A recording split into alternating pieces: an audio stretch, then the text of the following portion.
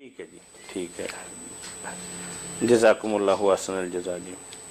مولانا ہمارے دوست ہیں یہاں، انہوں نے سوال کیا ہے کہ امام جلال الدین سیوطی اپنی کتاب تاریخ الخلفاء میں ایک حدیث لائے ہیں کہ حضور نبی کریم صلی اللہ علیہ وسلم نے فرمایا کہ میری امت میں 12 امام ہوں گے اور وہ کلہم سید اور قریش ہوں گے، مگر شومی قسمت کہ کئی لوگ ائمہ اہل بیت کے نام کے ساتھ امام تو نہیں لگاتے جبکہ دوسرے لوگوں کے ساتھ امام کا لفظ استعمال کرتے ہیں،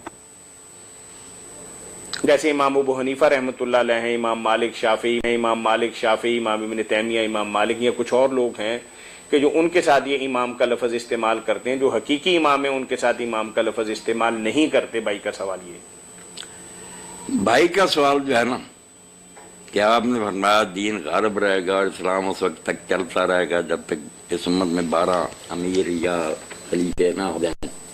امام تو نہیں، وہاں تو لفظ ہے امیر کا اور خلیفے کا۔ تو اب جو شیعہ حضرات کہتے ہیں کہ وہ 12 امام ہیں، یہ جو اہل بیت میں سے بڑے نیک اور صالح لوگ ہیں، ان میں سے امیر صرف حضرت علی ہوئے، ان کو حکومت ملی ہے، حضرت حسن کچھ مہینوں کے لیے ہوئے، اور امام جو ہے مہدی وہ ہوں گے، باقی امیر نہیں ہو سکے۔ وہ قابل جتنے جی چاہے، مگر وہ علم کے امام ہیں، عمراء اور حکام نہیں بن سکے۔ حدیث میں جو بات ہے وہ حکام کی، حاکم۔ اب اس کے دو معنی ہے، تو اس بارے میں بہت علماء میں پریشانی کہ وہ 12 کیا ہیں، کس طرح ہوں گے۔ دفتر لکھ لکھ کے لوگ تھک گئے، کیونکہ اگر سارے گنتے ہیں تو اب تک سینکڑوں سے زیادہ ہو چکے ہیں، اگر نیک گنتے ہیں تو حضرت حسن کے بعد نیک مل تو پھر کیا ہے اس کا پریشان۔ یہی وہ میرے بھائی کی بات شیعہ کہتے ہیں ہمارے جو ہیں ان کو یار تم میرے سنت بھی مانتے ہو، صالح نیک صالح ہیں مگر امیر نہیں بن سکے، حکومت نہیں ان کو ملی۔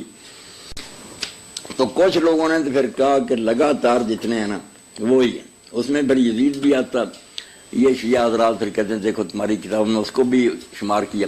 تو اس میں سمجھنے کی بات ہے کہ اگر لگاتار ہی مراد ہے نا تو اس میں ان حکمرانوں کی تعریف نہیں کہ وہ اچھے ہوں گے یا بد ہوں گے۔ وہ دوسری حدیثوں سے پتہ چلتا ہے کہ 30 سال کے بعد وہ ظالم حاکم ہیں۔ وہ صرف اسلام پہ غلبے کی بات ہے کہ 12 حکمران ہونے تک نا ان کا رعب رہے گا، باقی کفار ان سے مرعوب ہوں گے۔ اور واقعی عمومیہ نے جب خود ہی اپنے خلیفے کے خلاف بغاوت کر کے قتل کر دیا اس کو، ان کا پھر رعب جاتا رہا۔ 2 حکومتیں بن گئی، اسپین میں الگ ہو گئی، عباسیوں کے الگ۔ تو اگر لگاتار مانے تو پھر خلیفے نیک بد نہیں، وہ بد بھی ہو سکتے ہیں، مگر وہ پیریڈ بتایا گیا کہ 12 حکمرانوں تک میں اسلام کا رعب رہے گا۔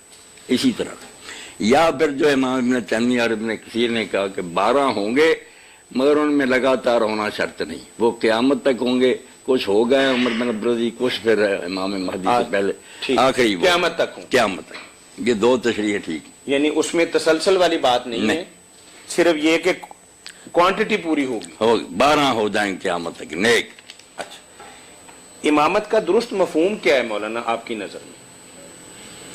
امامت جس آدمی کو لوگ اپنا لیڈر مانے، پیشہ مانے، اگر علم میں مانے تو علم کا امام ہے، نماز میں کھڑا کر رہے ہیں، اگر اس کی اقتدا میں نماز پڑھیں وہ امام صلاۃ ہے۔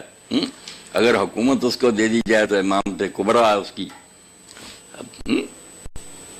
ٹھیک، مطلب اس کا یہ ہے کہ دنیاوی اعتبار سے کسی کو مطلب نیک صالح انسان کو اپنا بڑا بنا لیا جائے، یا دینی اعتبار سے کسی کو اپنا پیشوا سمجھ لیا جائے؟ برے کو بھی جیسے بنائے، قرآن کہتا نا کہ وہ فرعون کے ائمہ تھے، وہ دوزخ کی طرف بلاتے تھے۔ برے بھی امام ہیں، نیک بھی ہے، جو بھی کسی قوم اور امت کا پیشوا بنا ہوا ہے جس کے وہ پیچھے چل رہے ہیں، نیک ہے تو ان کی اچھی قسمت ہے، بات ہے تو بہتے پھریں گے۔ ٹھیک، جزاکم اللہ احسن الجزا۔ وَجَعَلْنَاهُمْ أَئِمَّةً يَهْدُونَ إِلَى